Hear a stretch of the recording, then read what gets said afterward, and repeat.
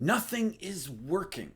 Even China's central bank has had to move more aggressively to shore up China's banking system. And this is not just about the property and real estate woes over in China.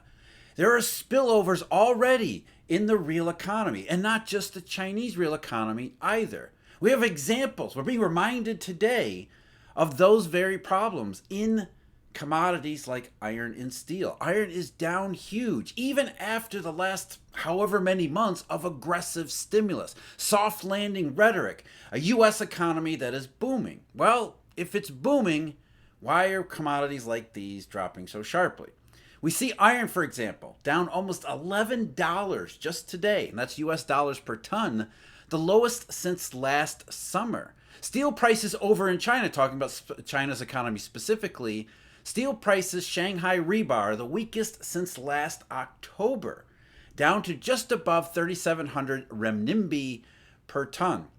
And even just last Friday, Reuters reported that China's Ministry of Commerce said the country faces a complex, severe, and uncertain external environment. And then the ministry vowed it was going to help companies explore markets to get orders and to expand imports to ensure domestic demand. Basically saying, it's not just our problem. We keep seeing weak demand from abroad. It's an external, internal issue because it's globally synchronized. So the real risk here is that China's property sector, which is not responding at all to any of the government's efforts, becomes an increasing drag on the Chinese economy. At the same time, the Chinese economy is a drag on the global economy, and the dangers behind all of it, spillovers from the banking sector across the rest of the world's financial markets. One reason that may be why iron prices in particular, though other asset prices too, are having a rough go of it to start this week, that's a company called China Vanke. And China Vanke is in the news for all the wrong reasons. Who is China Vanke? Well, let's go back to September. Moody's put this company, another one of China's developers, on its watch list for a potential downgrade. And what it said was, Moody's Investor Service has put two of China's few investment-grade developers on review for possible downgrade. The latest sign that fallout from the real estate industry's debt crisis is spreading. China Jinmao Holdings Group Limited and China Vanke are facing possible cuts, part of a number of ratings actions announced by Moody. Again, this is last September, following last week's cut of its sector review. In fact, in November, late November, Moody's did cut China Vanke's debt down to Baa3, which is just one notch above junk. The other company got downgraded into junk, leaving China Vanke as one of the only, if not the only, I'm aware of, the only major developer in China that still has an investment rating. Well, now we get news that this company too, despite the fact that it's one of the few investment grade businesses left over there in the property sector, and actually I think it is the only one left, now they're having reported liquidity troubles too. Bloomberg just this morning said at least two Beijing-based insurers that farm out annuity investments told their external portfolio managers late last week to closely monitor China Vanke's credit risks, said the people asking not to be identified, discussing a private matter. One life insurer also told its pension managers to curb exposure, the people added. Meanwhile, Vanke, China's second biggest developer by sales, this is not some small company, has begun a new round of negotiations with several state insurers in recent days to extend maturities of some private borrowings, the same people said. No agreement has been reached thus far. And the reason why the company seems to be negotiating with these insurers and other forms of credit providers, because it is rumored to be running out of cash. Think about that for a second. Up to now, we've talked about these troubled property developers in China, like Evergrande and Country Garden, who people say, oh, okay, that makes sense. These people are wickedly leveraged. They have a lot of bad ideas and a lot of losses building up. This is the last investment grade, big time China developer left standing. And I believe that last month, Vanke actually overtook the top spot in terms of developer by sales, which is not exactly a great title to hold with everything collapsing. But essentially, if this is the best one, what does the rest of the system really look like? Well, let's go back to Bloomberg, a second article on China Vanke that was put out a little bit earlier. But again, today, this is fast moving stuff. Vanke is one of the few large property developers in China that hasn't defaulted and is seen as a bellwether for the government's support of the sector. Bingo, that's the big one. Not only is it the last one standing, it is the one that everybody's looked to say, okay, can the Chinese government actually preserve at least this one, this major developer? Continuing with Bloomberg. Vanke, whose largest shareholder is Shenzhen Metro Group, has faced concerns about its debt obligations as China's home sales slump accelerated this year, even as regulators stepped up efforts to rescue the beleaguered sector. So we have a couple different themes coming together. One is stimulus is not working. And as we'll see in a minute, the stimulus has been absolutely substantial and more targeted against or targeted for China's banking system. Because as I've talked about frequently, China's banks are not lending. And we're seeing the reasons why they may not want to be lending. Let's go back to Bloomberg one more time. The weak contracted sales across the sector in February somehow spooked the worry further on Vanke's cash flow, pressuring the bond and equity prices, according to Calvin Leung, an analyst at Jefferies Hong Kong Limited. So again, the situation only gets worse and worse and worse. Think about last year. China's government said, we're going to step up, we're going to rescue the economy, we're going to do more for the property sector and real estate developers to try to help out them so that the real estate problem doesn't continue to drag China's economy down, as well as the rest of the global economy with it. And all of these months later, what is happening? More and more, just like the global economy, we keep talking about this too, on an elongated time scale, more and more of the problems continue to move China in the wrong direction, including the economy, including, as we see in commodities, including the risks of financial disorder. And I don't just mean in the Chinese banking system or Chinese property system, or even Chinese or Hong Kong stocks. There is the potential danger that these cash poor, rollover risk firms might end up having to fire sale assets all over the world. We've seen a little bit of that happen just recently. So that's the biggest risk here. It isn't just about the property sector in China. It's about all of these things and the fact that the Chinese government, doing more and more really big stuff, hasn't been able to even put a dent in their problems. I've talked about the major, I hate to use this word, stimulus from the Chinese government. And that goes to not just the fiscal sector. We know the fiscal sector, the Chinese government has been issuing bonds to spend money to build. And that's really the real takeaway from the commodity prices like steel and iron ore is that we know the Chinese government have been building. They've been stockpiling assets. They've been stockpiling commodities in order to get it really started. Now the commodities markets are saying, we don't see it having any of the virtuous cycle effects that were supposed to have happened by now.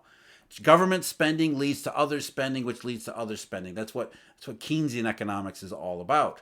And so while there was maybe some hope that was going to take place in some of these commodities, and there was real buying again from the Chinese government, it didn't lead to those second and third order effects. But in addition to the Chinese fiscal efforts, we have a major push underway by the PBOC on the monetary side. We had the aggressive or seemingly aggressive reduction of loan prime rate, the 5-year loan prime rate, which is associated with mortgages. That was just recently. There was an RRR cut, which kind of departed from traditional pattern. There was an early announcement to that. You could see the urgency building up in the PBOC's actions. And you could also see it building up in the PBOC's balance sheet. I did a video on this just recently, and I've got some updated figures through January, though not quite through February. Those will come out in a couple weeks. But what we see is on the PBOC's balance sheet, under a line item called Claims on Other Depository Corporations, this is an asset, which means it's a loan from the central bank to the banking system. You can sort of think about this as the Fed's discount window, though it's not an exact analog, or you could kind of think of it as maybe the BTFP, that's similar too. But essentially, these are Chinese central bank loans to the banking system. And they're primary lending to the banking system in RMB terms. And what we see is that in January, the balance of claims on other depository corporations surged by 23.6% year over year from last January, reaching 18.3 trillion RMB outstanding. And over the last 3 months, up to including January, so November, December, and January, you see massive increase in this balance. And that's over and above the traditional liquidity efforts that the PBOC makes in January and really December, January, and February to cushion the blow from the Golden Week when everything banking system is shut down. Chinese consumers tend to take more cash out of the bank so that they can spend it during the Golden Week festival holiday. So over and above the Golden Week liquidity needs, we see a huge increase in activity, liquidity, quote unquote, activity from China's banks at the PBOCs, primarily the MLF window, but some other lending programs too.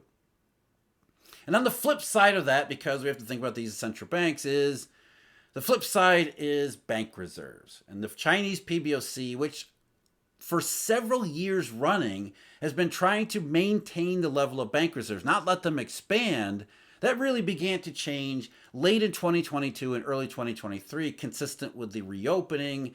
But really, it was about China's economic struggles, but also the real estate and property sector and this potential spillover in the banking system. But really, toward the end of last year, while the PBOC was expanding the asset side of its balance sheet, doing more in this MLF window, doing more claims on other depository corporations, lending to Chinese banks, the offsetting line item on the liability side has been a sudden increase and substantial increase in the level of bank reserves. You can kind of think of that as akin to quantitative easing, though again, that's not an exact parallel. In fact, it's more of a loose analogy than anything. But essentially now the Chinese central bank is allowing unsterilized increase in its level of bank reserve. The year-over-year rate in January was 7%, just like it was in December, as well as in November. There's usually an increase in bank reserves related to the Golden Week holiday, but this is, again, over and above.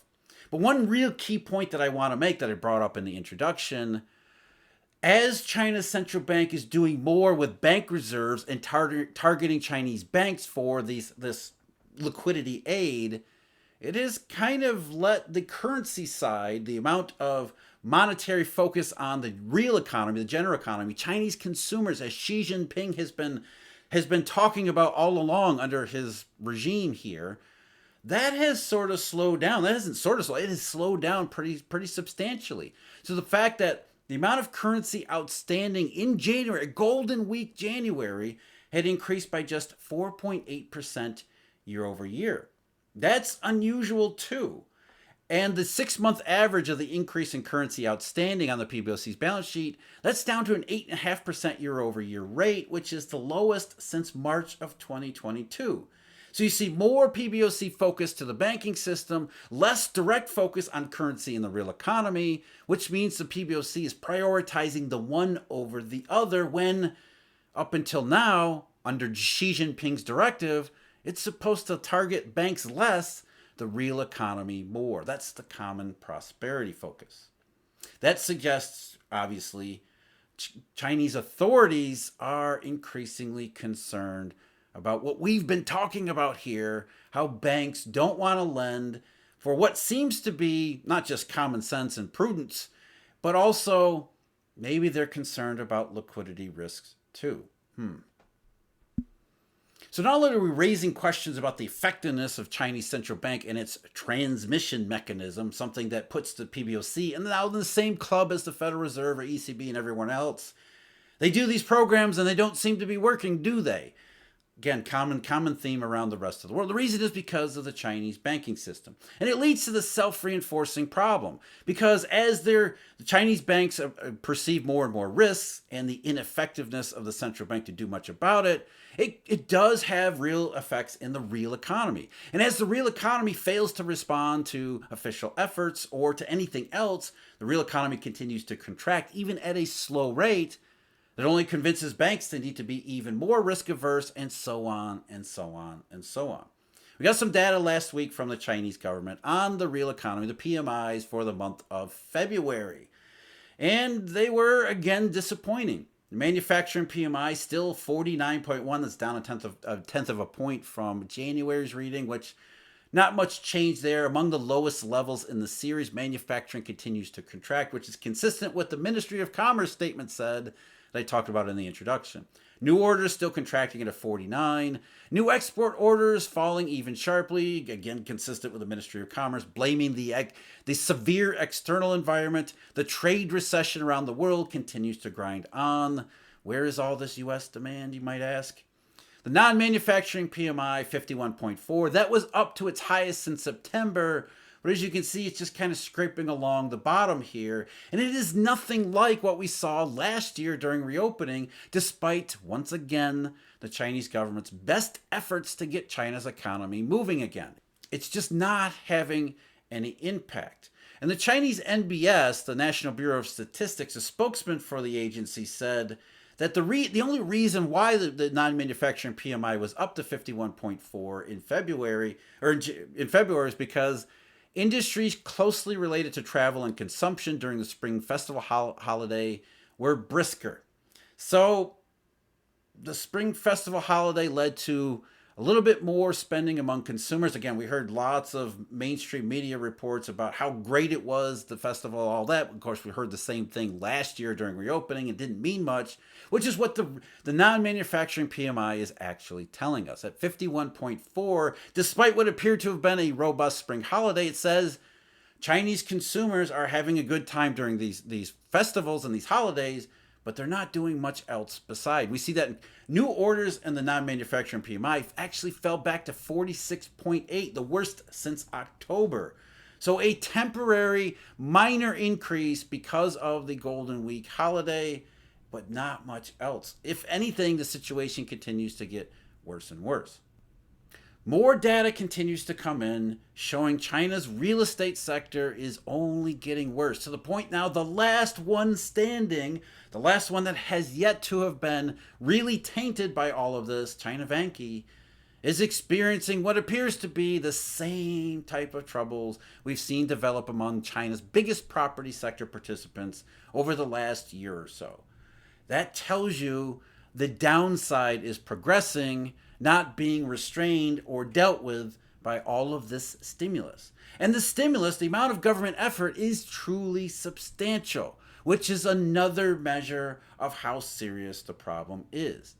And while we think about all of these things and we understand the situation for what it is and how it's developing, we also have to keep in mind this is not strictly about China. Commodity prices are telling us that.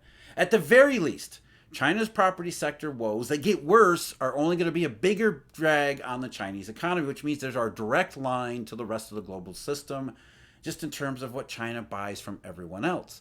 But more importantly, perhaps the most important aspect of this is as Chinese financial firms and maybe even banks run into more and more liquidity problems, we already see perceptions of liquidity aversion here. As more and more developers and financial firms run into liquidity problems, they could be forced into fire selling not just local assets, but maybe first selling off assets from around the rest of the world. Commercial real estate assets, maybe at the worst possible time. So there are direct monetary and financial links to China's problems too.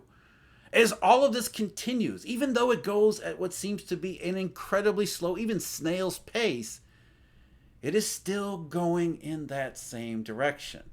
The more the Chinese government feels it has to do, the worse you know it is. And we keep getting anecdotes, stories, and data that shows it is indeed getting worse.